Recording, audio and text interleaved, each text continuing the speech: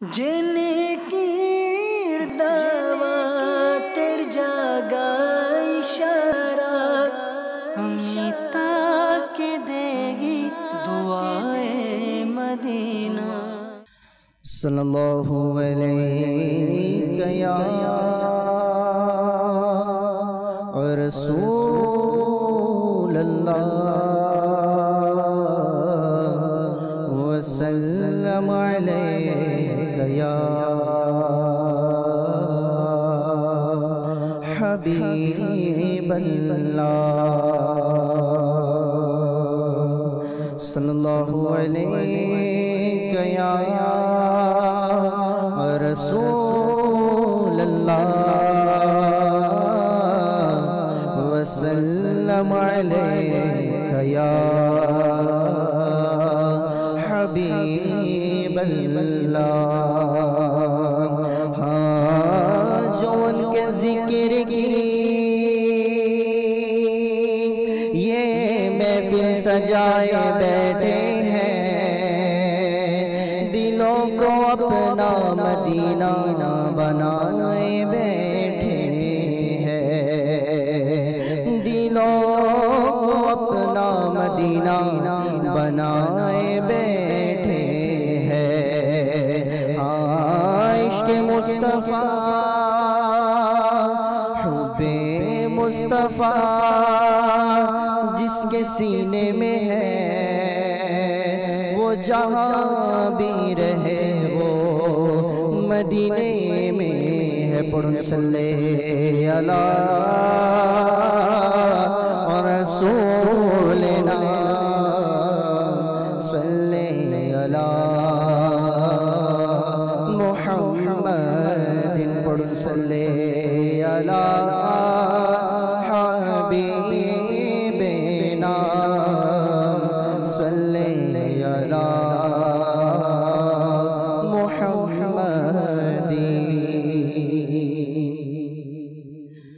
आमारी मोने रे बाशोना, आमारी मोने रे बाशोना शुदो देखे वो मदीना।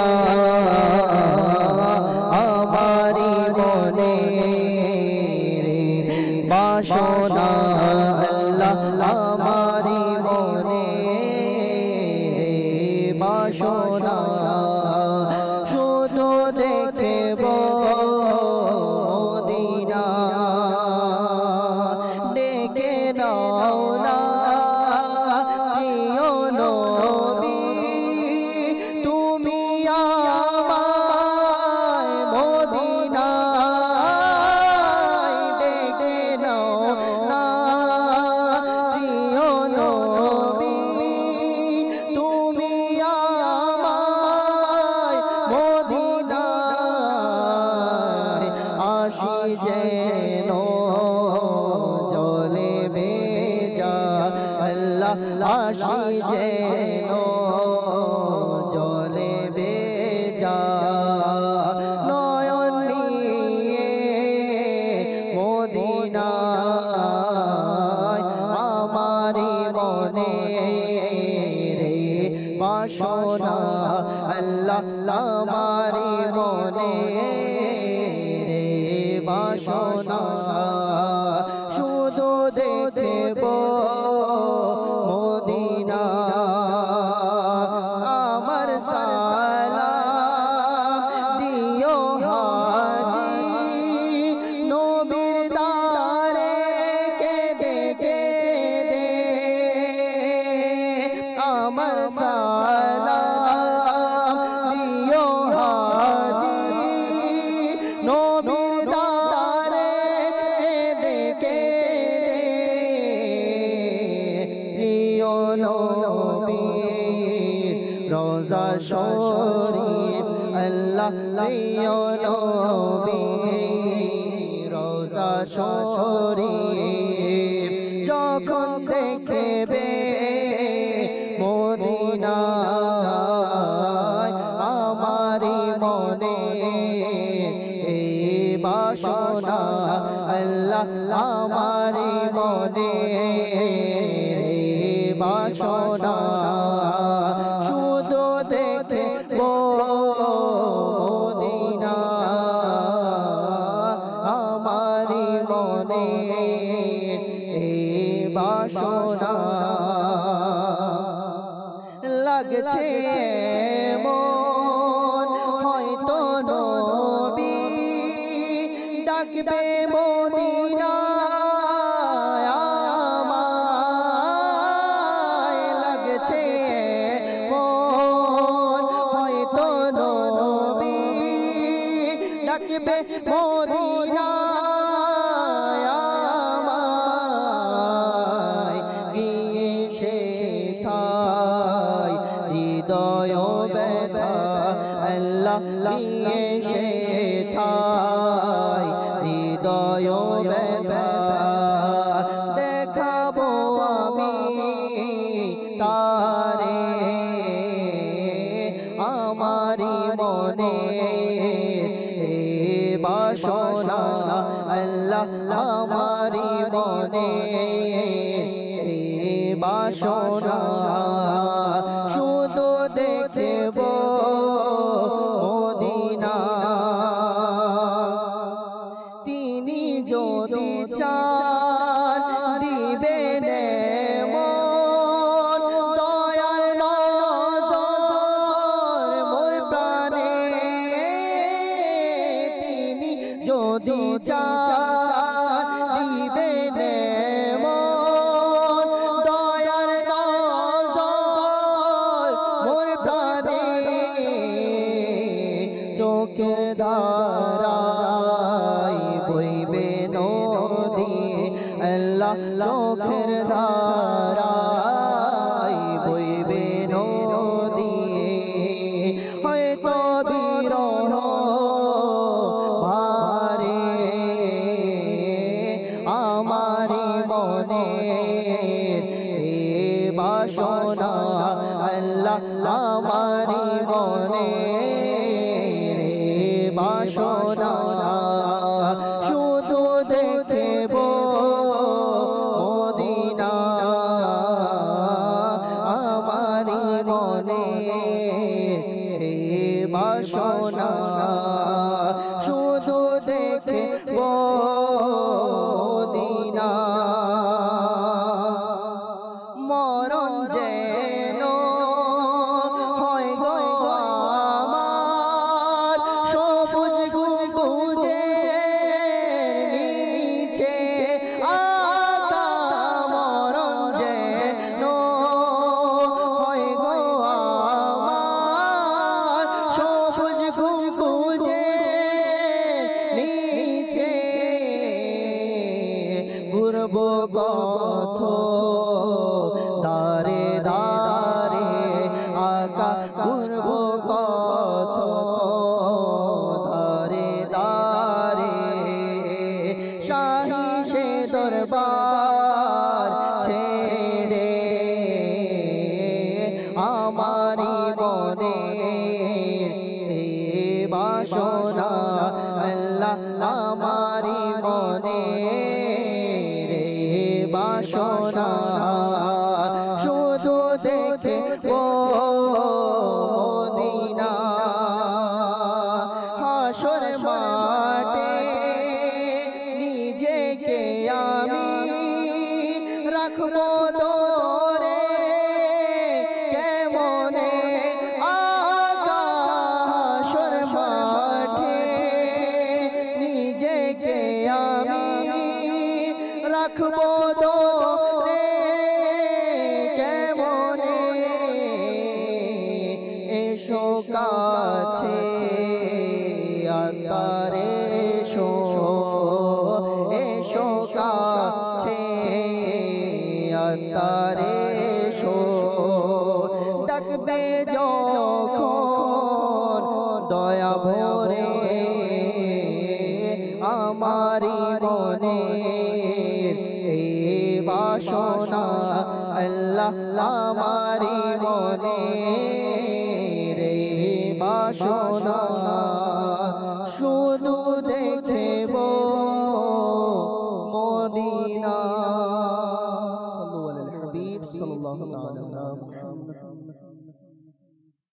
আলহামদুলিল্লাহি রাব্বিল আলামিন ওয়াসসালাতু ওয়াসসালামু আলা সাইয়্যিদিল মুরসালিন আম্মা বা'দ ফাআউযু বিল্লাহি মিনাশ শাইতানির রাজীম বিসমিল্লাহির রহমানির রহিম। আমরা সবাই মুহাব্বতের আওয়াজে পড়ি আসসালাতু ওয়াসসালামু আলাইকা ইয়া রাসূলুল্লাহ ওয়া আলা আলিকা ওয়া আসহাবিকা ইয়া হাবিবাল্লাহ। আসসালাতু ওয়াসসালামু আলাইকা ইয়া নবিয়াল্লাহ ওয়া আলা আলিকা ওয়া আসহাবিকা ইয়া নূরাল্লাহ। নাওয়াইতু সুন্নাতাল ইতিকাফ। প্রিয় ইসলামী ভাইরা আর মাদানী চ্যানেলের দর্শক শ্রোতা, আমরা যখনই মসজিদে প্রবেশ করার সৌভাগ্য অর্জন করব, আল্লাহ তাআলার দয়ায় আল্লাহ তাআলার ঘরের মেহমান হব, তখন মনে করে নফল ইতিকাফের নিয়ত করে নিব। কেননা নফল ইতিকাফের বড়ই সওয়াব আছে। আমরা হয়তোবা ইতিকাফ শব্দটি রমজান শরীফ আসলে শুনে থাকি। মনে প্রশ্ন জাগতে পারে, ইতিকাফ আবার আপনারা এই কোন নতুন ইতিকাফ শুরু করেছেন? মনে রাখবেন, ইতিকাফও তিন ধরনের হয়ে থাকে। একটা হচ্ছে ওয়াজিব ইতিকাফ। কি ইতিকাফ? যদি কেউ মান্নত করে থাকে যে আমার এই কাজটা যদি আদায় হয়ে যায়, এই কাজটা যদি সম্পন্ন হয়ে যায়, তাহলে আমি ইতিকাফ করব। ইতিকাফ মানে আল্লাহ তাআলার ঘরে কিছুক্ষণ অবস্থান করা। তো এই ওয়াজিব ইতিকাফ, এটা হচ্ছে আপনার মান্নতের ফলে আপনি মসজিদে অবস্থান করবেন, তাও কিছুক্ষণের জন্য। আপনি যতক্ষণের জন্য মান্নত করেছেন যে আমি এটা পূরণ হয়ে গেলে 1 ঘন্টার জন্য মসজিদে ইতিকাফ করব, 2 ঘন্টার জন্য করব, এটার একটা আপনি যতটুকু নিয়ত করবেন ততটুকু অনুযায়ী আপনার এটা আদায় করতে হবে। এরপর হচ্ছে সুন্নাতে মুআক্কাদা আলাল কিফায়া, যেটা আমরা রমজানে করে থাকি। যেটা আমরা কি করে থাকি? রমজানের শেষ দিনে, শেষ 10 দিনে ইতিকাফ করে থাকি, যেটা 21 তারিখের চাঁদ থেকে শুরু করে শাওয়াল মাসের চাঁদ না দেখা পর্যন্ত আমরা মসজিদ থেকে বের হই না। তো এটা হচ্ছে সুন্নাতে মুআক্কাদা আলাল কিফায়া, অর্থাৎ এটা এই মসজিদকে ঘিরে যে এলাকা আছে, এই এলাকার মধ্য থেকে যদি একজন মুসল্লিও আদায় করে তাহলে সবার পক্ষ থেকে আদায় হয়ে যাবে, আর যদি কেউ আদায় না করে তাহলে সবাই গুনাহগার হয়ে যাবে। এটা হচ্ছে সুন্নাতে মুআক্কাদা আলাল কিফায়া। আর আমরা এখন যেটা ইতিকাফের নিয়ত করছি, এটা হচ্ছে নফল ইতিকাফ। আর এই ইতিকাফের কোনো ধরাবাঁধা নিয়ম নেই। অর্থাৎ আপনি ইতিকাফ মসজিদে ঢুকে ইতিকাফের নিয়ত করলেন, ইতিকাফ শুরু, আপনি মসজিদ থেকে পা বাইরে রাখার সাথে সাথে অটোমেটিক ইতিকাফের যে বিধান এটা ভেঙে যাবে। এটার জন্য কোনো নির্ধারিত সময়ও নেই, এটার জন্য কোনো আপনার ফরজ ওয়াজিব এগুলোও নাই। আপনি করলেন তো সওয়াব, না করলে কোনো গুনাহ নাই। কিন্তু যদি নফল ইতিকাফের নিয়ত কেউ করে নেয়, তাহলে মসজিদে যে ইবাদত ব্যতীত অন্য কাজ আমরা করে থাকি, এই জিনিসগুলো আমাদের জন্য বৈধ হয়ে যাবে। কিন্তু আমরা না জানার কারণে আমরা মসজিদে এসেও গুনাহে লিপ্ত হয়ে যাচ্ছি। পানি পান করছি, তবরক দিলে গ্রহণ করছি, আরাম করছি, বিশ্রাম করছি, এই জিনিসগুলো কিন্তু আমাদের জন্য নাজায়েজ। কিন্তু আমরা যদি নফল ইতিকাফের নিয়ত করে নেই, এই জিনিসগুলো আমাদের জন্য জায়েজ হয়ে যাবে। তো দাওয়াত ইসলামী আমাদেরকে নাজায়েজ কাজ থেকে বাঁচাচ্ছে। দাওয়াত ইসলামী আমাদেরকে এজন্যই তাগিদ দিচ্ছে যে যখনই আমরা মসজিদে আসব, নফল ইতিকাফের নিয়ত করে নিব।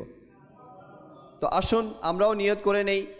কেউ যদি আরবিতে না পারেন, বাংলাতেও করতে পারবেন যে আমি নফল ইতিকাফের নিয়ত করছি। আসুন আমরা যেহেতু দাওয়াত ইসলামীর সাপ্তাহিক ইজতিমায় আজকে এসেছি, ভালো ভালো কিছু নিয়ত শামিল করে নেই। রাসূলুল্লাহ সাল্লাল্লাহু আলাইহি ওয়াসাল্লামের ফরমান, সত্য নিয়ত সবচেয়ে উত্তম আমল। বান্দার নিয়ত যত বেশি হবে, আমলের সওয়াব তত বৃদ্ধি পেতে থাকবে। কিন্তু যদি আমলের আগে নিয়ত না থাকে, তাহলে কিন্তু কোনো সওয়াব পাবো না। আচ্ছা, অনেকে কিন্তু ভালো আমল করে, নিয়ত থাকে খারাপ। আমল ভালো কিন্তু নিয়ত কি? খারাপ। এটা কিন্তু আবার উল্টা হয়ে যায়। এক্সাম্পল, যদি কেউ দান সৎকা করে, আমাদের এলাকার মধ্যে মাশাআল্লাহ অনেক বিত্তশালী আছে, সম্পদশালী আছে, আল্লাহ তাআলা অনেকজনকে মাল ধন দৌলত এগুলো দিয়েছেন, কিন্তু কেউ যদি এই নিয়তে দান করে যে মানুষ আমাকে দানশীল বলুক, করে না অনেকে, করতে পারে, কেউ যদি এই নিয়তে দান করে মানুষ আমার প্রশংসা করুক, করেছে ভালো কাজ কিন্তু নিয়ত খারাপ হওয়ার কারণে সে গুনাহগার হয়ে যাবে। তো এজন্য আমরা আমল করব ঠিক, নিয়ত থাকতে হবে সাফ, আমল করব ঠিক, নিয়ত থাকতে হবে ভালো। এজন্য আমরা যখনই কোনো নেক আমল করব এর পূর্বে ভালো ভালো নিয়ত করে নিব। যেহেতু আমরা ইলমে দিনের মজলিসে বসার সৌভাগ্য অর্জন করেছি, আসুন ভালো ভালো কিছু নিয়ত শামিল করে নেই। আল্লাহ তাআলা এবং তার রাসূল সাল্লাল্লাহু তাআলা আলাইহি ওয়া আলিহি ওয়াসাল্লামের রেজামন্দি হাসিলের উদ্দেশ্যে শুরু থেকে শেষ পর্যন্ত আমরা এই মজলিসের মধ্যে অংশগ্রহণ করব। যা আজকের ইজতিমার মধ্যে বয়ান করা হবে, যা আলোচনা হবে, এর উপর ভরপুর আমল করার চেষ্টা করব। দরুদে পাকের বড়ই ফজিলত কিতাবের মধ্যে এসেছে। আসুন আজকে যে দরুদে পাকের ফাজাইল বর্ণনা করা হয়েছে তা আমরা শুনে নেই। মদিনার তাজদার হুজুর পুরনূর সাল্লাল্লাহু তাআলা আলাইহি ওয়া আলিহি ওয়াসাল্লাম ইরশাদ করেন, হাইথু মা কুনতুম ফাসওয়াল্লু আলাইয়া ফাইন্না সলাতাকুম তাবলুগুনি। অর্থাৎ তোমরা যেখানেই থাকো না কেন আমার উপর দরুদ শরীফ পাঠ করো, কেননা তোমাদের দরুদ আমার নিকট পৌঁছে থাকে। এখান থেকে আকীদাও স্পষ্ট হয়ে যায় যে নবী পাক আলাইহিস সালাতু ওয়াস সালাম আপন অবস্থানে থাকা অবস্থায়ও কুল কায়নাতের আওয়াজ শুনে থাকেন। নবী পাক আছেন আপন রওজা শরীফে, কিন্তু উম্মত যদি নিমতলা থেকেও দরুদ পড়ে সেটা আমার নবী পাক শুনে থাকেন। নবী পাকের উপর দরুদে পাকের বড়ই ফাজাইল আছে। যে ব্যক্তি দৈনিক 1000 বার দরুদে পাক পাঠ করবে সে ততক্ষণ ইন্তেকাল করবে না যতক্ষণ না জান্নাতে তার ঠিকানা দেখে না নেয়। দুনিয়াতে থাকা অবস্থায় জান্নাতে কোন জায়গায় সে থাকবে সেটা দেখে নিবে, এরপর সে মারা যাবে যদি 1000 দরুদে পাক পড়ে। কে কে নিয়ত করতেছে 1000 দরুদ শরীফ পড়ব ইনশাআল্লাহ। আল্লাহ তাআলা আমাদের সবাইকে তৌফিক দান করুক। সল্লু আলাল হাবিব সাল্লাল্লাহু তাআলা আলাইহি ওয়া আলিহি ওয়াসাল্লাম। প্রিয় ইসলামী ভাইয়েরা, আজকে আমাদের আলোচ্য বিষয় হচ্ছে না মাহারামদের সাথে মেলামেশা করার শাস্তি।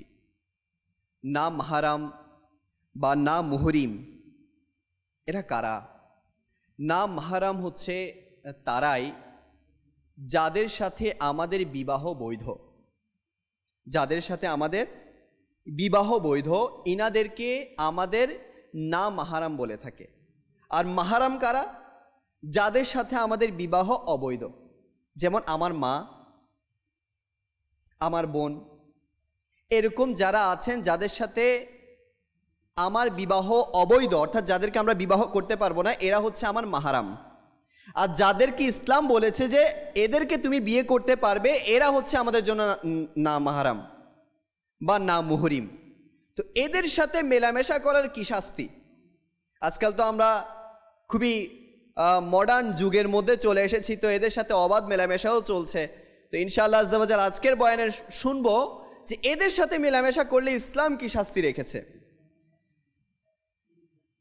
প্রিয় ইসলামী ভাইরা, মনে রাখবেন মহিলাদের মধ্যে যতদিন পর্দার একটা রেওয়াজ ছিল বা রীতিনীতি ছিল, যে আমাদের পূর্বের যুগের মহিলারা যেভাবে পর্দা করতেন, সেই যুগকে যদি আমরা তাকাই তাহলে তাদের পর্দার কারণে আমাদের সমাজ কিন্তু দিন দিন উন্নতি করেছে। আমাদের সমাজ দিন দিন কি করেছে? উন্নতি করেছে। আর যদি আমরা আজকের যুগ দেখি তাহলে আমাদের সমাজের অবনতির অন্যতম কারণ বেপর্দা ধরে নেওয়া যায়। মহিলাদের বেপর্দা, হায়া উঠে যাওয়া, এই জিনিসগুলোর কারণে আজকে আমাদের মধ্যে বিভিন্ন ধরনের গুনাহের উৎপত্তি হয়ে গেছে, বিভিন্ন ধরনের গুনাহের সৃষ্টি হয়ে গেছে। যেগুলোর কারণে আজ আমাদের সমাজ দিন দিন পেছনের দিকে যাচ্ছে। একটি ঘটনা দিয়ে শুরু করব। হযরত সৈয়দুনা আব্দুর রহমান বিন জিয়াদ রহমতুল্লাহি তাআলা আলাইহি বলেন, একবার হযরত সৈয়দুনা মুসা নবী আলাইহিস সালাম এর মাহফিলের মধ্যে উনি একবার একটা মাহফিলের মধ্যে উপস্থিত ছিলেন।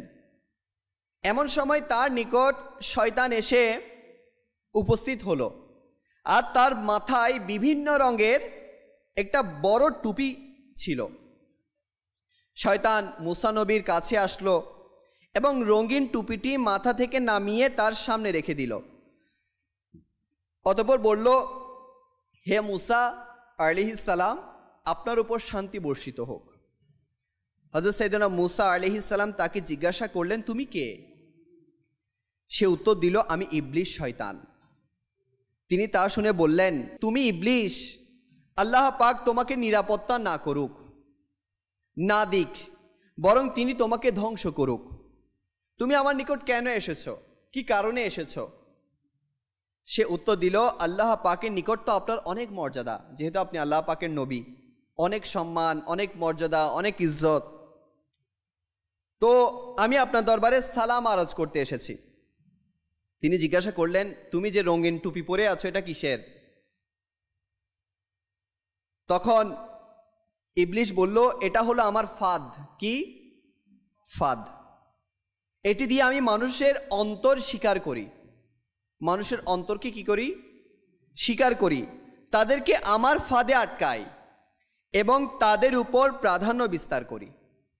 এই কথা শুনে তিনি আলাইহিস সালাম বললেন, তুমি কি কারণে সৎ লোকদেরকে, নেক লোকদেরকে, ভালো লোকদেরকে প্রতারিত করো? শয়তান বলল, মানুষ যখন নিজের আমল নিয়ে অহংকারী হয়ে যায়, অনেকে আছে না, যদি বেশি আমল করে একটু অহংকার অহংকার ভাব তার মধ্যে চলে আসে, তো শয়তান বলছে মানুষ যখন আমল নিয়ে অহংকারী হয়ে যায়, নিজের আমলকে অনেক বেশি বলে ধারণা করতে শুরু করে এবং গুনাহের কথা ভুলে যায়, তখন আমি তাদের উপর প্রাধান্য বিস্তার করি এবং তাকে শক্তভাবে পেয়ে বসি। হে মুসা আলাইহিস সালাম, আমি আপনাকে 3টা বিষয়ে সতর্ক করে দিচ্ছি।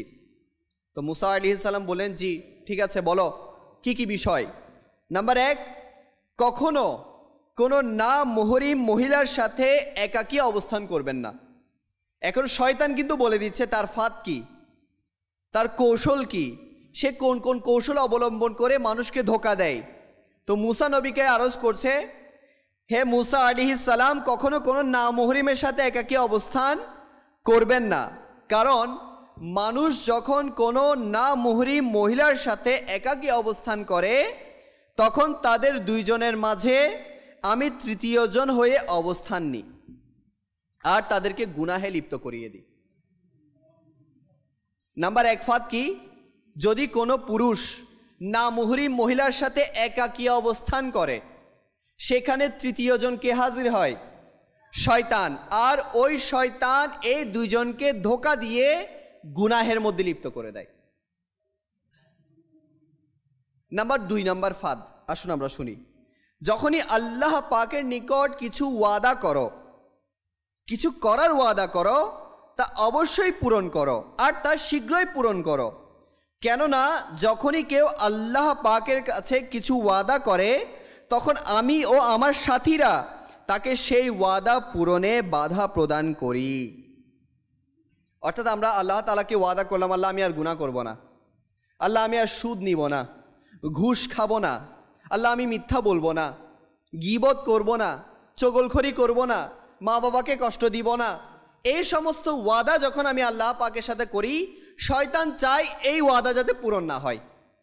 কেননা এই ওয়াদা যদি পূরণ হয় তাহলে তো তার কান্নার শেষ থাকবে না, কেননা সে আমাকে চায় আল্লাহ থেকে দূরে রাখতে। এখন কোনো বান্দা যদি আল্লাহর সাথে ওয়াদাবদ্ধ হয়ে যায় এই সমস্ত বিষয়গুলো নিয়ে, তাহলে তো সে নেককার হয়ে যাবে। আর কোনো বান্দা যখন নেককার হয়ে যায়, তখন শয়তানের চেয়ে বেশি আর কষ্ট কেউ পায় না। নাম্বার 3 ফাঁদ, যখন কাউকে কিছু সদকা করার ইচ্ছা পোষণ করো, তখন তা দিয়ে দিবেন। কেননা কোনো মানুষ যখন এই ধরনের নেক ইচ্ছা পোষণ করে তখন আমার সাথীরা আর আমি তাকে প্রতারিত করি এবং তাকে সেই নেক আমলটি করার ক্ষেত্রে বাধা প্রদান করি। তো প্রিয় ইসলামী ভাইয়েরা, আমরা শুনলাম যে শয়তানের 3টা ফাঁদ, যে ফাঁদের মাধ্যমে শয়তান আমাকে আপনাকে গুনাহের মধ্যে লিপ্ত করে দেয়। নাম্বার 1 হচ্ছে না মুহরিমের সাথে অবাধ মেলামেশা, না মুহরিমের সাথে একাকী অবস্থান করা, না মুহরিমের সাথে একাকী টাইম স্পেন্ড করা। এই জিনিসের মাধ্যমে শয়তান আমাদেরকে আজ ধোকার মধ্যে ফেলে দিচ্ছে এবং আমরাও কিন্তু ইজিলি এই ধোকার মধ্যে পড়ে যাচ্ছি এবং বিভিন্ন গুনাহ আমাদের দ্বারা হয়ে যাচ্ছে। তো এজন্য যে 3টি ফাঁদের কথা আমি আপনাদেরকে আরজ করলাম, আমরা নিয়ত করি শয়তানের এই 3টি ফাঁদ যেগুলো আমরা শুনলাম এগুলো থেকে আমরা নিজেকে হিফাজত রাখব। প্রিয় ইসলামী ভাইয়েরা, মনে রাখবেন পুরুষের জন্য নিজের জ্যাঠাতো বোন, চাচাতো বোন, মামাতো বোন, ফুফাতো বোন, খালাতো বোন, এদের সাথে পর্দা আছে। ইসলাম বলেছে এদের থেকে কি করতে? পর্দা করতে। কারা কারা? চাচাতো বোন, ফুফাতো বোন, খালাতো বোন, মামাতো বোন, জ্যাঠাতো বোন, এদের সাথে আমি কি করব? পর্দা করব, যাদেরকে আমরা ইংরেজিতে বলে থাকি কাজিন, বা আমাদের সমাজের মধ্যে বলা হয় যে তুমি কাজিনদের সাথে কথা না বললে তোমার মধ্যে তো কি নেই, মিল মহব্বত নেই, বা তুমি সামাজিক না। আমাদের মধ্যে একটা প্রচলন আছে, তুমি সামাজিক না, তাহলে তো তুমি সমাজের মানুষের সাথে চলতে পারবা না, তোমার মধ্যে ওই স্পৃহা নেই, তোমার মধ্যে সেই জিনিসটা নেই। কিন্তু ইসলাম কি বলছে? যে চাচাতো বোন, ফুফাতো বোন, মামাতো বোন, খালাতো বোন, যত বোন আছে আপন বোন ছাড়া এদের সাথে কি আছে? পর্দা আছে। এখন যদি এদের সাথে বসে কথা না বলি, আমার চাচি তো রেগে যায়, মামি তো আপসেট হয়ে যায়, মামা তো রাগ করে ফেলে।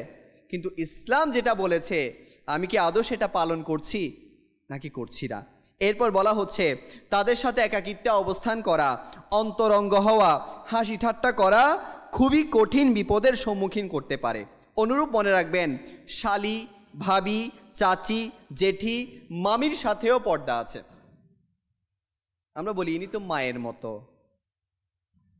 হ্যাঁ, ইনি তো খালার মতো, ইনি তো বোনের মতো।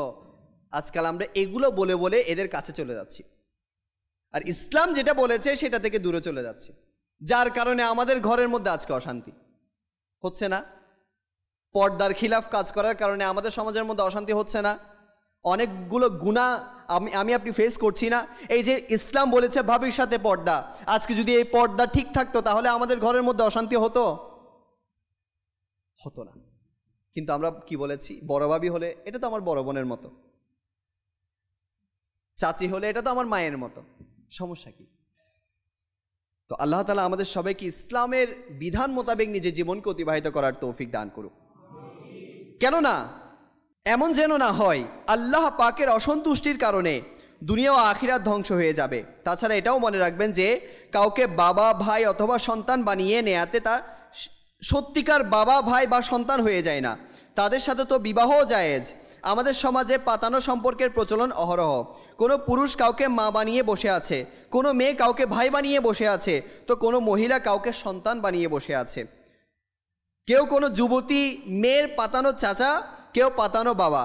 আর তারপর নিঃসংকোচে বেপর্দা হওয়া এবং মিশ্র দাওয়াত, অর্থাৎ এমন দাওয়াতে যেখানে নারী পুরুষ একত্রিত থাকে, এতে গুনাহ ও পাপের সেই বন্যা বয়ে যায়। যাতে আল্লাহ আমাদের বাঁচিয়ে রাখুক, বিপরীত লিঙ্গের সাথে পাতানো সম্পর্ক স্থাপনকারী ও কারিনীদের আল্লাহ পাককে ভয় করা উচিত। কারণ হাদিস শরীফে আছে, দুনিয়া এবং মহিলাদের সংস্পর্শ থেকে বেঁচে থাকো। আমার নবী পাক ইরশাদ করেন, দুনিয়া আর মহিলাদের সংস্পর্শ থেকে বেঁচে থাকো। কেননা বনি ইসরাইলে সর্বপ্রথম ফিতনা মহিলাদের কারণে হয়েছে। বাস্তবিক অর্থে মহিলারা বড়ই ফিতনা। আমরা কিন্তু বয়ানের মাধ্যমে মহিলাদের মান সম্মানকে ডিগ্রেড করছি না বা ওনাদেরকে কমাচ্ছি না। ইসলাম যে মান সম্মান ওনাদেরকে দিয়েছে সেটা অন্য কোনো মাযহাব কেউ দেয়নি। মনে রাখবেন, ইসলাম দুনিয়ার মধ্যে যত মাযহাব এসেছে, যত ধর্ম এসেছে, ইসলামের চাইতে মর্যাদা মহিলাদেরকে আর কেউ দেয় নাই।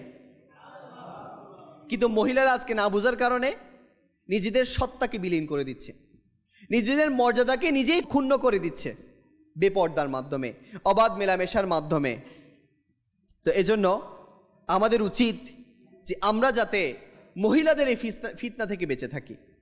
কেননা আমি যাকে বলছি যে ইনি আমার মায়ের মতো, ইনি তো আপনার সত্যিকার মা নয়। এনাকে বলছি এ আমার বোনের মতো, ইনি তো আপনার সত্যিকার বোন নয়। এর সাথে কিভাবে আপনি খোলামেলা কথা বলবেন?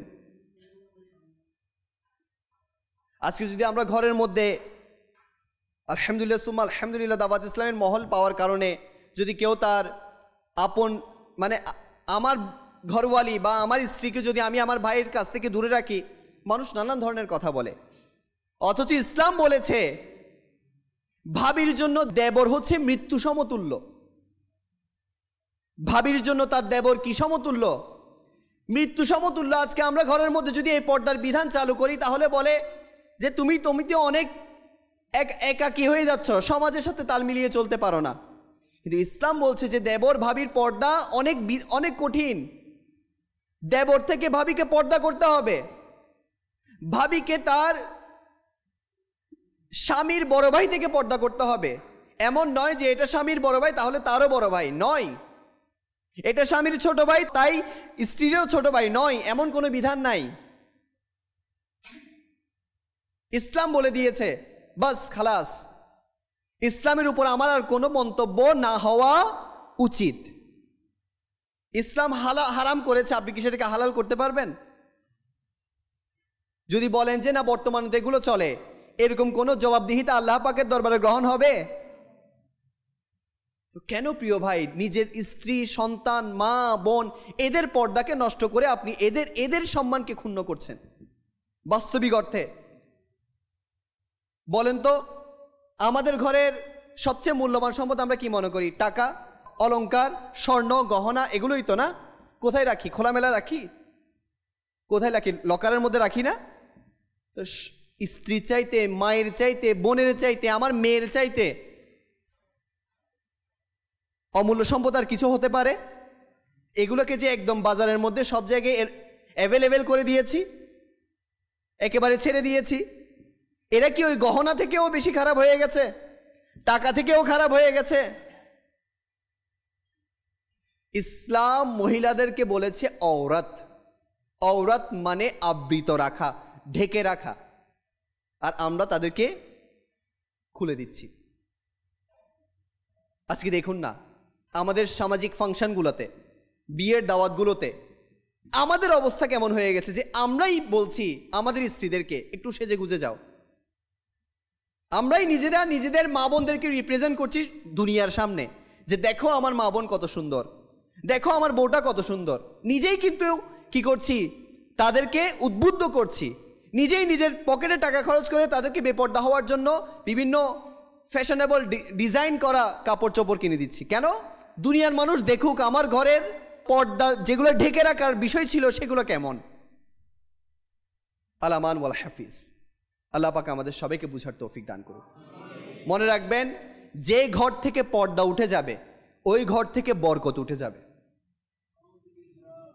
যে মহিলাদের মাথা থেকে পর্দা চলে যাবে সেই ঘরের মানুষদের বরকত শূন্য হয়ে যাবে।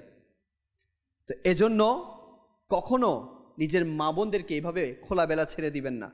নিজেও মা বোনদেরকে পর্দার তাগিদ দিবেন এবং তাদেরকে বিভিন্ন সময় আযাবের কথা বলবেন যে পর্দা না করলে কি কি শাস্তি আছে। আমার শেখ তরিকাত আমির আহলে সুন্নাত অবৈধ প্রেমের ধ্বংসলীলা সম্পর্কে বর্ণনা করতে গিয়ে বলেন, অবৈধ প্রেমের এমন আশ্চর্যজনক অবস্থা যে সাধারণত যে একবার এটার জালে আটকা পড়েছে এটা থেকে বাঁচা কঠিন হয়ে যায়। আজকাল অবৈধ প্রেমের আগুন খুবই দ্রুত গতিতে ছড়িয়ে পড়ছে। এর সবচেয়ে বড় কারণ হচ্ছে অধিকাংশ মুসলমানদের মধ্যে ইসলামী জ্ঞানের অভাব এবং ধর্মীয় পরিবেশ থেকে দূরে থাকা। এই কারণে চারিদিকে গুনাহের বন্যার স্রোত এসেছে। গুনাহে ভরা চ্যানেল, মোবাইল ফোন, ইন্টারনেট ইত্যাদিতে প্রেমের সিনেমা ও অশ্লীল নাটক দেখে এবং প্রেমবাজদের রং ঢং সংবাদ, তাছাড়া উপন্যাস, ম্যাগাজিন, গল্পগুচ্ছের মধ্যে কাল্পনিক প্রেম কাহিনী পড়ে বা কলেজ, বিশ্ববিদ্যালয়ের সহশিক্ষা যেখানে ছেলে মেয়েদের একসঙ্গে শিক্ষা দেয়া হয় এমন ক্লাসে বসে বা নামুহরিম আত্মীয়ের সাথে একত্রে মেলামেশা করে পরস্পর অন্তরঙ্গতার চোরাবালিতে ডুবে অধিকাংশ যুবকের কারো না কারোর সাথে প্রেম হয়ে যায়। প্রথমে এক পক্ষ থেকে হয়, পরবর্তীতে যখন প্রথম পক্ষ দ্বিতীয় পক্ষকে অভিহিত করে তখন অনেক সময় উভয় পক্ষ থেকে প্রেম হয়ে যায় এবং সাধারণত গুনাহ ও নাফরমানির তুফান বয়ে যায়। ফোনে মন খুলে নির্লজ্জ কথাবার্তা বরং বেপর্দার সাক্ষাৎ করা শুরু হয়ে যায়। চিঠিপত্র ও উপহারের আদান প্রদান হয়, বিয়ের গোপন কথা ও সমর্থন হয়ে যায়। যদি পরিবার বাধা হয়ে দাঁড়ায় তবে অনেক সময় উভয়ে পালিয়ে যায়। তারপর সংবাদপত্রে তাদের বিজ্ঞপ্তি ছাপানো হয়, বংশের মানসম্মান ধুলোয় মিশে যায়, কখনো কোর্ট ম্যারেজ করে নেয়, তবে আল্লাহর পানা কখনো বিবাহ ছাড়াই, এবং কখনো এই নির্দয়ের অবৈধ সন্তানের লাশ ময়লা আবর্জনার স্তূপে পাওয়া যায়। এমনকি এরকমও হয় যে পালাতে না পারলে আত্মহত্যার পথ বেছে নেয়, যার সংবাদ সর্বদা খবরের কাগজে আমরা শুনতে পাই। কোত্থেকে হয় শুরু? মোবাইল ফোন থেকে। কোত্থেকে? হাই, হ্যালো, এগুলো থেকেই তো শুরু হয়। এরপর এই পক্ষ থেকে গেল প্রস্তাব, ওই পক্ষ, এখন তো বুঝতেছেন ডিজিটাল যুগ, যেহেতু পর্দা নাই, আমার ভাই অমুক বোনকে দেখে ফেলতেছে, তার রূপ সৌন্দর্যকে দেখে ফেলতেছে, তার প্রেমে দিওয়ানা হয়ে যাচ্ছে।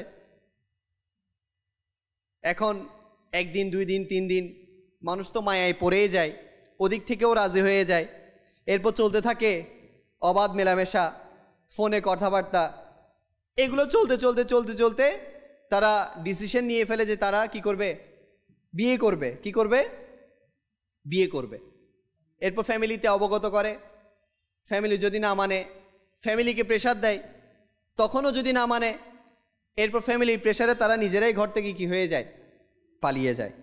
পালিয়ে যাওয়ার কারণে আমার মানসম্মান থাকে না, যায়, চলে যায়। কিন্তু ততদিনে আমাদের আর কিছু করার, আপনি যদি শুরু থেকে আপনার মেয়েকে পর্দার বিধান দিতেন, আপনার ছেলেকে পর্দার বিধান দিতেন, আপনার ছেলেকে ইসলামিক জ্ঞানে আলোকিত করতেন, তাহলে আপনার ছেলে হয়তোবা এতটুকু পর্যন্ত যেত না, আপনার মেয়ে হয়তোবা এতটুকু পর্যন্ত যেত না, আপনাদের মানসম্মান হয়তোবা ক্ষুণ্ণ হতো না, পেপার পত্রিকায় সোশ্যাল মিডিয়ার মধ্যে হয়তোবা আপনাদের নামে বদনামি ছড়াতো না। এগুলো কেন হচ্ছে? আমার সন্তানকে আমি ইসলামিক শিক্ষা দেই নাই, আমি আমার ছেলেকে বিভিন্ন ইলমে দ্বীনের মজলিসে পাঠাই নাই, আমি আমার মেয়েকে পর্দার বিধান দিই নাই। আজ দুঃখের সাথে বলতে হচ্ছে, খুবই দুঃখের সাথে। আমি নিজে ফেস করেছি, যখন ঘরের মহিলাদেরকে পর্দার সাথে অনেক সময় রাস্তায় চলতে হয়, বের হতে হয়, অনেক মহিলারা এই পর্দাকে ঠাট্টা মশকরা করে, পুরুষরা তো দূরেই থাক। আজকে আমাদের মহিলাদের অবস্থা বলছি আমি আপনাদেরকে, অনেক মহিলারা অনেক মহিলাদের পর্দা দেখে ঠাট্টা মশকরা করে। এগুলো কি পড়েছ? গরম লাগে না? এত ব্যাকডেটেড হয়ে যাচ্ছে কেন? দুনিয়া তো এত আগে চলে গেছে, তুমি কেন এসব নিয়ে ঘুরছো? এসব পর্দা টর্দা এখন এগুলো আছে নাকি? মহিলারা মহিলাদেরকে ঠাট্টা মশকরা করে। তাহলে চিন্তা করুন, ইসলামের জ্ঞান না থাকার কারণে মানুষের বিবেক কোথায় গিয়েছে। আজকে পর্দাকে পর্যন্ত আমরা ঠাট্টা মশকরা করছি। যে বিধান আমার নবী পাক দিয়েছেন, যে বিধান আমার আল্লাহ পাক দিয়েছেন, সেই বিধান নিয়ে আমরা ঠাট্টা মশকরা করছি। কিন্তু আজ যদি আমার ছেলে মেয়ে ওই যে গুনাহের কাজ করে, সেটাকে আমরা শাবাশি দেই, বাহবা দেই। বাস্তব বলছি। এজন্য নিজের সন্তানদেরকে ইসলামিক শিক্ষায় শিক্ষিত করবেন। দুনিয়ার শিক্ষা তো অনেক দেই আমরা, কিন্তু কি ফায়দা হয় বলেন তো? হয়তোবা সে ভালো একটা জব করে, ভালো একটা পজিশনে যায়, কিন্তু এই যে জিনিসগুলো করছে, নাফরমানি, আল্লাহ পাকের নাফরমানি, অবাধ মেলামেশা, এগুলোর পরিণাম কি হবে একটু ভেবেছেন? এখানে এসেছে হযরত আব্দুল্লাহ বিন মাসউদ রাদিয়াল্লাহু তাআলা আনহু থেকে বর্ণিত, তাজেদারে রিসালাত শাহেনশাহে নবুয়াত হুজুর পুরনূর সাল্লাল্লাহু আলাইহি ওয়াসাল্লাম ইরশাদ করেন, চোখও অপকর্ম করে, অর্থাৎ চোখ জিনা করে। এবং হযরত আবু হুরায়রা রাদিয়াল্লাহু তাআলা আনহু থেকে বর্ণিত এক রিওয়ায়াতে এসেছে, চোখের অপকর্ম হচ্ছে দেখা। আমরা তো অনেকভাবে জিনা করি, কিন্তু প্রথম যে জিনা হয় সেটা হচ্ছে চোখের মাধ্যমে। কিসের মাধ্যমে? আপনি এই চোখ দিয়ে কোনো মেয়েকে দেখছেন, কোনো মেয়ে চোখ দিয়ে আপনাকে দেখছে, চোখের মাধ্যমেই তো আপনার মধ্যে কি হচ্ছে, তার সৌন্দর্য দেখা, তার প্রতি অ্যাট্রাক্ট হওয়া, এগুলো তো চোখের মাধ্যমেই হচ্ছে। যদি আমি তাকে নাই দেখতাম তাহলে তো আমি তার প্রতি কি হতাম না, আকৃষ্ট হতাম না। ওই মহিলা যদি পর্দার মধ্যে থাকতো তাহলে তো আমি তাকে দেখতামই না, তার সৌন্দর্যও দেখতাম না। কিন্তু সে বেপর্দা হওয়ার কারণে তার সমস্ত সৌন্দর্য যে আছে সব আমরা কি করছি, দেখে ফেলছি। শুধু কি আমি দেখছি, রাস্তা দিয়ে চলার সময় কত শত পুরুষ দেখছে, অথচ এই মহিলার জন্য যাদের দেখা জায়েজ তারা ছাড়া বাকি সবাই দেখছে। আল্লাহ তাআলা আমাদের সবাইকে বুঝার তৌফিক দান। একটা প্র্যাকটিক্যাল এক্সপিরিয়েন্স বলছি যে অনেক জায়গায় আমি দেখেছি যে অনেকে মা বাবা থেকে বাঁচার জন্য ঘর থেকে বোরকা পরে বের হয়, তো বিভিন্ন জায়গায় গিয়ে সে বোরকাটা আবার চলে যাচ্ছে। তো আপনি মা বাবার চোখকে ফাঁকি দিচ্ছেন, রবের চোখকে ফাঁকি দিতে পারবেন? আমার আল্লাহ পাকের চোখকে ফাঁকি দিতে পারবেন? আমার আল্লাহ পাকের কুদরতি চোখ তো সব কিছু দেখেন। এই জন্য হযরত ইমাম মুহাম্মদ বিন মুহাম্মদ গজ্জালি আলাইহি রাহমাতুর রহমান বলেন, যে ব্যক্তি নিজের চোখকে বন্ধ করতে সক্ষম নয় সে তার লজ্জাস্থানও হিফাজত করতে পারে না। অর্থাৎ যে চোখকে হিফাজত করতে পারে না সে তার লজ্জাস্থানকেও কি করতে পারে না, হিফাজত করতে পারে না। হযরত সাইয়্যিদুনা আলা বিন জিয়াদ রাহমাতুল্লাহি তাআলা আলাইহি বলেন, নিজের দৃষ্টিকে মহিলার চাদরের উপরও নিক্ষেপ করো না, কেননা দৃষ্টি অন্তরে কামভাব সৃষ্টি করে। বলা হচ্ছে এই দৃষ্টি দিয়ে মহিলা তো দূরে থাক, মহিলাদের চাদর, মহিলাদের কাপড়ের উপরও নজর দিও না, কেননা মহিলাদের কাপড় দেখার মাধ্যমেও আমাদের মধ্যে শয়তান ধোঁকা দিতে পারে, শয়তান বিভিন্ন কুচিন্তা আনাতে পারে। এই জন্য মহিলাদের কাপড়ের উপরও দৃষ্টি দিতে নিষেধ করা হয়েছে। হযরত আল্লামা আবুল ফায়েজ আব্দুর রহমান বিন জাওজি রাহমাতুল্লাহি তাআলা আলাইহি উদ্ধৃত করেন, মহিলাদের সৌন্দর্যকে দেখা ইবলিশের তীর সমূহের একটি বিষাক্ত তীর। যে না মুহরিম থেকে চোখের হিফাজত করেনি তার চোখে কিয়ামতের দিন আগুনের শলাকা, আগুনের স্ফুলিঙ্গ লাগানো হবে। যে তার চোখকে হিফাজত করবে না, যে তার চোখ দিয়ে না মুহরিমকে দেখবে তার চোখে কিয়ামতের দিন আগুন ঢেলে দেয়া হবে। বরদাস্ত করতে পারবো আমরা আগুন? কখনোই পারবো না। এজন্য আমরা যারা এতদিন হয়তোবা বেপর্দার সাথে চলেছি, আমার মাদানী চ্যানেলের দর্শক যারা আমাকে দেখছেন, অনেক ইসলামী বোনও দেখছেন, অনেক ইসলামী ভাইও দেখছেন, আমরা এখানে যারা আছি আমরা তওবা করি। প্রিয় ভাই, তওবা করি। আমার আল্লাহ পাক তওবাকারীকে বেশি পছন্দ করে। হয়তোবা আমরা না জানার কারণে, না বুঝার কারণে, কেউ আমাদেরকে না শেখানোর কারণে আমরা হয়তোবা অনেক বেপর্দা চলেছি। দেখুন, কেউ তো আর জন্ম থেকে, যারা আল্লাহর ওলি তারাও তো আল্লাহর ওলি, কেউ তো আর মায়ের পেট থেকে আল্লাহর ওলি হয়ে আসে না। দুনিয়াতে এসে যখন জানে, যখন শুনে, তখন আমল করতে করতেই তো আল্লাহ তাআলার পছন্দনীয় বান্দা হয়ে যায়। তো এজন্য আমরা যারা এখানে এসেছি আমরা তওবা করি যে ইনশাআল্লাহ আজ্জা ওয়া জাল আমাদের অতীতে যে বেপর্দাগুলো হয়ে গেছে এগুলো থেকে আমরা আল্লাহ পাকের কাছে তওবা করি আর নিয়ত করি ইনশাআল্লাহ ভবিষ্যতে আমরা বেপর্দার সাথে চলবো না। যে হুজুর হয়তোবা পর্দা শুধু মেয়েদের জন্য, পুরুষের জন্য কোনো পর্দা নাই, নয় প্রিয় ভাই, পুরুষের জন্য কঠিন পর্দা।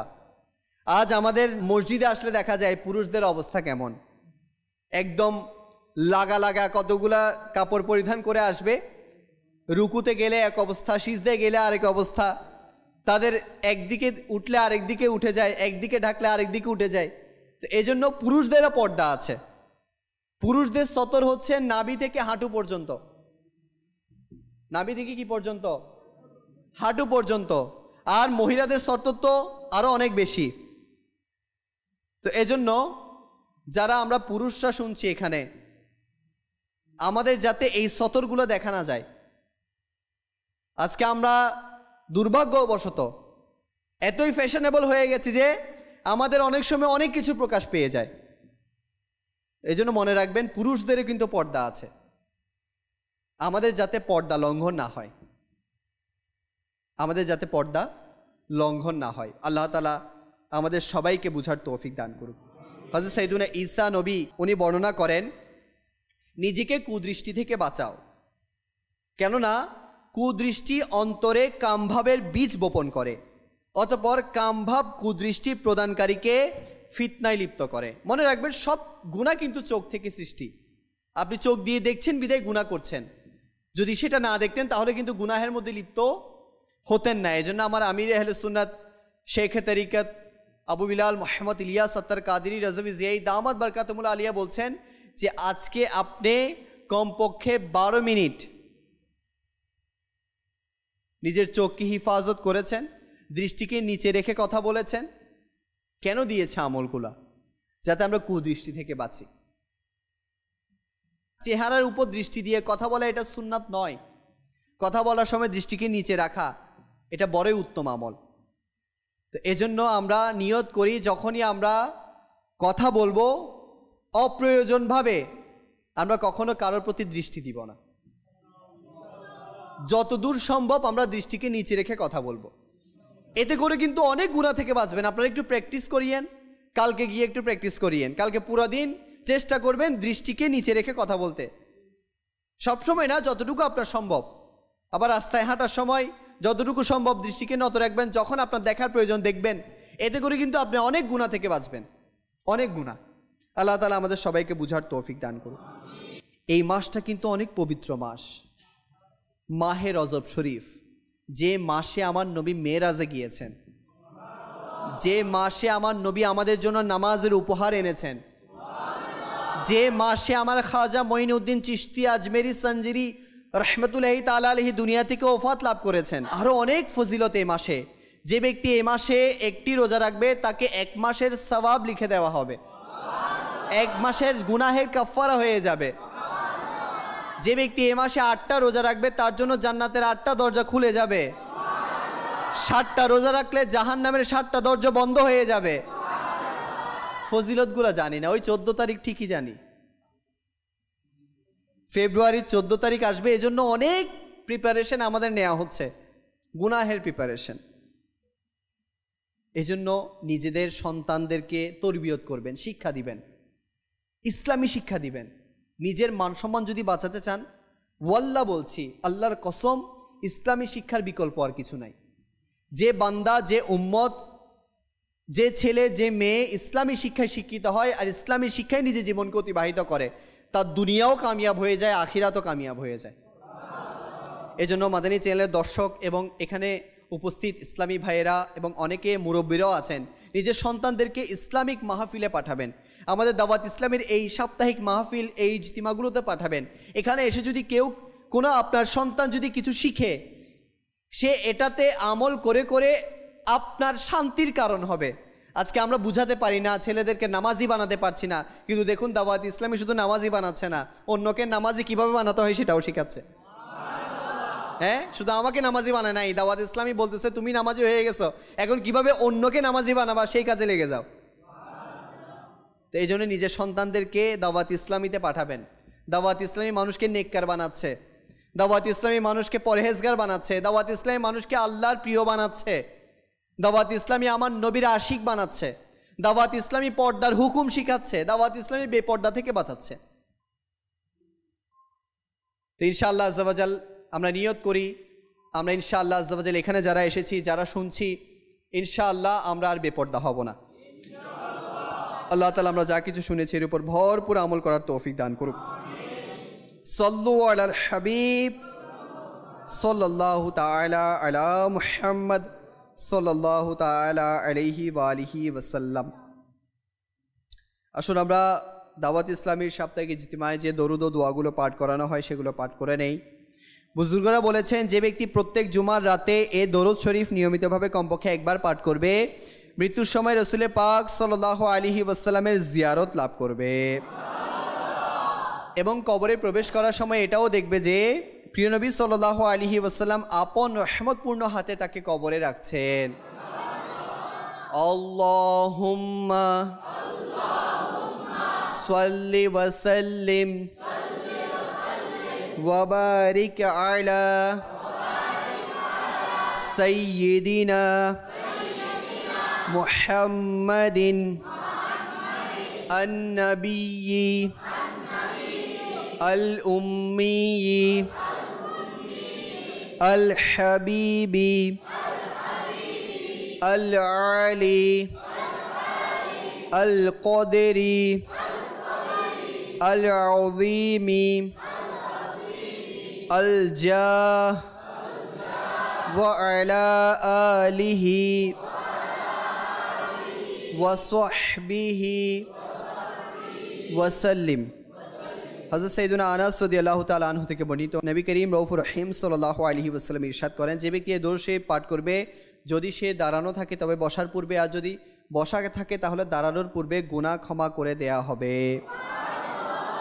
আল্লাহুম্মা সাল্লি আলা সাইয়্যিদিনা ওয়া মাওলানা মুহাম্মাদিন ওয়া আলা আলিহি ওয়া সাল্লিম। যে ব্যক্তি এই দরুদ শরীফ পাঠ করবে তার উপর রহমতের 70টি দরজা খুলে দেয়া হয়। সাল্লাল্লাহু আলা মুহাম্মদ। হযরত আহমদ সাবি রহমতুল্লাহি তাআলা আলাইহি কতিপয় বুজুর্গদের থেকে বর্ণনা করেন, এই দরুদ শরীফ একবার পাঠ করলে 6 লক্ষ বার দরুদ শরীফ পাঠ করার সওয়াব অর্জন হয়। আল্লাহুম্মা সাল্লি আলা সাইয়্যিদিনা মুহাম্মদ আদাদা মা ফি ইলমিল্লাহি সালাতান দাইমাতাম বিদাওয়ামি মুলকিল্লাহ। একদিন এক ব্যক্তি আসলো, প্রিয় নবী সাল্লাল্লাহু আলাইহি ওয়াসাল্লাম তাকে নিজের এবং সিদ্দিক আকবর রাদিয়াল্লাহু তাআলা আনহুর মাঝখানে বসালেন। এতে সাহাবায়ে কিরামগণ আলাইহিম রিদওয়ান আশ্চর্যজনিত হলেন যে এই সম্মানিত লোকটিকে। যখন তিনি চলে গেলেন তখন রাসূল পাক সাল্লাল্লাহু আলাইহি ওয়াসাল্লাম ইরশাদ করলেন, সে যখন আমার উপর দরুদ শরীফ পড়ে তখন এভাবে পড়ে, আল্লাহুম্মা সাল্লি আলা মুহাম্মদ কামা তুহিব্বু ওয়া তারদা। নবী করিম রউফুর রহিম সাল্লাল্লাহু আলাইহি ওয়াসাল্লাম ইরশাদ করেন, যে ব্যক্তি এভাবে দরুদ শরীফ পাঠ করবে তার জন্য আমার সুপারিশ ওয়াজিব হয়ে যায়। আল্লাহুম্মা সাল্লি আলা মুহাম্মদ ওয়া আনজিলহু আল মাকআদা আল মুকাররাবা ইনদাকা ইয়াউমাল কিয়ামাহ। হযরত সাইয়েদুনা ইবনে আব্বাস রাদিয়াল্লাহু তাআলা আনহুমা থেকে বর্ণিত, প্রিয় নবী মক্কি মাদানী মুস্তাফা সাল্লাল্লাহু আলাইহি ওয়াসাল্লাম ইরশাদ করেন, এই দোয়া পাঠকারীর জন্য 70 জন ফেরেশতা 1000 দিন পর্যন্ত নেকি সমূহ লিখতে থাকেন। জাযাল্লাহু আন্না মুহাম্মাদান মা হুয়া আহলু। ফরমানে মুস্তাফা সাল্লাল্লাহু তাআলা আলাইহি ওয়াসাল্লাম, যে ব্যক্তি রাতে দোয়া 3 বার পড়ে নিবে সে যেন সবে কদর পেয়ে গেল। লা ইলাহা ইল্লাল্লাহ আল হালিমুল কারীম সুবহানাল্লাহি রাব্বিস সামাওয়াতি as-sab'i wa rabbil arshil azim la ilaha illallah al-halimul karim subhanallahi rabbis samawati as-sab'i wa rabbil arshil azim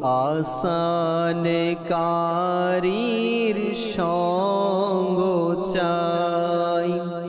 ইয়া ইলাহি দারুণ তৃষ্ণার জীব যখন হই বেবের, ইয়া ইলাহি দারুণ তৃষ্ণার জীব যখন হই বেবের, আবে কৌসর পাওয়ারে তরে মহান দাতার সঙ্গ চাই। ইয়া ইলাহি কাঁদব যখন আমলে নামা পাঠে করে, ইয়া ইলাহি কাঁদব যখন আমলে নামা পাঠে করে, শাফাতের আশায় তখন মুর্তাজারি সঙ্গ চাই। মৌলা ইলাহাল আলামিন, আমরা কতিপয় গুনাহগার, সিয়াকার, বদকার, রিয়াকার মৌলা তোমার দরবারের পলাতক আসামি তোমার দরবারে হাজির হয়েছি। মৌলা আমরা এমন কোনো গুনাহ নাই যা করি নাই মৌলা। মৌলা দিনের আলোতে, রাতের আধারে মৌলা মানুষের চোখকে ফাঁকি দিয়ে, দেয়ালের ওপারে দরজাকে বন্ধ করে, মোবাইলের মাধ্যমে নানান গুনাহ করেছি মৌলা। মৌলা তুমি তো আমাদের প্রকাশ্য গুনাহকেও দেখেছো, আড়ালকৃত গুনাহকেও দেখেছো মৌলা। মৌলা সত্যিকার অর্থে তুমি যদি আমাদের গুনাহগুলো মাফ না করো আমাদের কি অবস্থা হবে মৌলা। মৌলা শুনেছি গুনাহগার যখন কবরে যায় কবর তার জন্য জাহান্নামের গর্ত হয়ে যায়। মৌলা আমরা তো নামাজ ছেড়েছি, আমরা গীবত করেছি, মিথ্যা বলেছি, আমরা তো বেপরদার সাথে চলেছি। মৌলা আমরা তো তোমার নাফরমানিতে দিন কাটিয়ে দিয়েছি মৌলা। মৌলা তুমি এত দয়া করেছো, এত দয়া করছো যে এত গুনাহ করার পরেও তুমি আমাদেরকে রিজিক দিচ্ছ, এত দয়ার করার পরেও তুমি আমাদেরকে আযাব থেকে বাঁচিয়ে রেখেছো মৌলা। মৌলা যখন এত দয়া করেছো, এত মায়া করেছো, আর একটু দয়া করে আমাদের জিন্দেগির तमाम গুনাহকে মাফ করে দাও।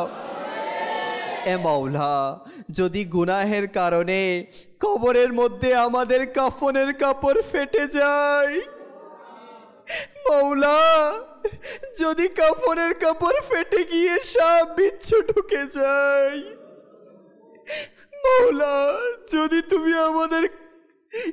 তুমি আমাদের উপর নারাজ থাকো তাহলে তো জাহান্নামের আগুন চলে আসবে। এ মৌলা আমরা তো এমন বান্দা যারা দুনিয়ার সামান্য উত্তাপ সহ্য করতে পারি না, যারা দুনিয়ার সামান্য রোদের তাপ সহ্য করতে পারি না। মৌলা যদি কখনো দুনিয়ার আগুন আমাদের হাতে একটু লেগে যায় আমরা ছটফট করতে থাকি, আমরা ঠান্ডা পানি খুঁজতে থাকি। মৌলা কবরে কি হবে আমাদের? মৌলা জানি না এই দরবার এই মজলিসের মধ্যে তোমার কোন বান্দার হাত কবুল, কোন বান্দার চেহারা তোমার দরবারে মকবুল। মৌলা, আজকে যারা এখানে উপস্থিত হয়েছে, যারা মাদানী চ্যানেলের মাধ্যমে হাত উঠিয়েছে, মৌলা যার যার হাত তোমার দরবারে কবুল, তার উসিলায় আমাদেরকে বেহিসাব মাফ করে দাও। এ মাওলা, আমাদের মেহেরবান মা বাবাকেও মাফ করে দাও। মাওলা, আমাদের মা বাবা যারা দুনিয়া থেকে বিদায় নিয়েছে তাদেরকেও মাফ করে দাও। মাওলা, আমরা যারা আজকে এখানে এসেছি আমাদের সবার জীবনের গুনাহকে তুমি মাফ করে দাও। মাওলা, আমার আকার সমস্ত উম্মতের গুনাহকে তুমি মাফ করে দাও। এ মালিক, আমরা যারা এখানে এসেছি আমাদের মধ্যে অনেকে অসুস্থ, অনেকে ঋণগ্রস্ত, অনেকে বেকার ঘুরছে। মাওলা, অনেকের চাকরি হচ্ছে না, ব্যবসায় উন্নতি হচ্ছে না, কারো বিবাহ হচ্ছে না, কারো বিবাহ হয়েছে নেক ও সুস্থ সন্তান হচ্ছে না। মাওলা, কারো ঘরের মধ্যে অশান্তি, কারো ছেলে মেয়ের মধ্যে অশান্তি। মাওলা, যার যে সমস্যা, যার যে পেরেশানি তুমি দূর করে দাও। এ মালিক মাওলা, আমাদেরকে হালাল রুজির ব্যবস্থা করে দাও। এ মাওলা, তুমি যেভাবে চললে খুশি হবে, তোমার মাহবুব খুশি হবে, সেভাবে আমাদেরকে চলার তৌফিক দিয়ে দাও। এ মাওলা, আমাদেরকে সুন্নতের জজবা দিয়ে দাও, নেকি করার জজবা দিয়ে দাও, নেকির দাওয়াতের সারা জাগানোর জজবা দিয়ে দাও। এ মালিক, আমাদের আপন আপন পীর ও মুর্শিদের হায়াতের মধ্যে অফুরন্ত বরকত দিয়ে দাও। এ মাওলা, আমাদেরকে দাওয়াত ইসলামের এই মহান পরিবেশে আজীবন সম্পৃক্ত থাকার তৌফিক দিয়ে দাও। এ মাওলা, আমার কাছে অনেকে অনেক ধরনের দোয়া চেয়েছে, অনেক মুরব্বীরা দোয়া চেয়েছে, অনেকে দোয়া চেয়েছে। মাওলা, সবার দোয়ার কথা বলা তো সম্ভব নয়, তুমি তো সবার অন্তরের খবর জানো। মাওলা, আজকের ইজতিমার উসিলায় আমাদের আপন আপন নেক ও বৈধ দোয়াকে তুমি কবুল করে নাও। এ মাওলা, বাস দুনিয়াতে রিজিকের অভাব দিও না, আখিরাতে নেকির অভাব দিও না। এ মাওলা, আমাদেরকে নেকিওয়ালা, সুন্নতওয়ালা, পরহেজগারিতাওয়ালা জিন্দিগি অতিবাহিত করার তৌফিক দিয়ে দাও। এ মাওলা, আমাদেরকে আজীবন আশিকে রসুল বানিয়ে রাখো। মাওলা, আমাদের নসল দিয়ে যারা আসবে তাদেরকেও আশিকে রসুল বানাইয়া দিও। হে মাওলা, শেষ ফরিয়াদ, মাওলা, আমরা তো এখনো অনেকে মক্কাতুল মুকাররমা, মদিনাতুল মুনাওয়ারার জিয়ারত করতে পারিনি। মাওলা রে, আমাদের ভাগ্যে কখন আসবে মক্কা মদিনার সফর? মাওলা, আমাদেরকেও মক্কা ও মদিনার বা শখ হাজিরি নসিব করে দাও। এ আজিমে তৈবা, আমি যেতে চাই মদিনায়, আজ নয় কাল। প্রিয় নবীর রওজায় আশায় আশায় দিন কেটে যায়, কবে যাব মদিনায়? দয়াল নবী দয়া করো, আমি যেতে চাই মদিনায়, আজ নয় কাল যাবে গোলাম প্রিয় নবীর রওজায়।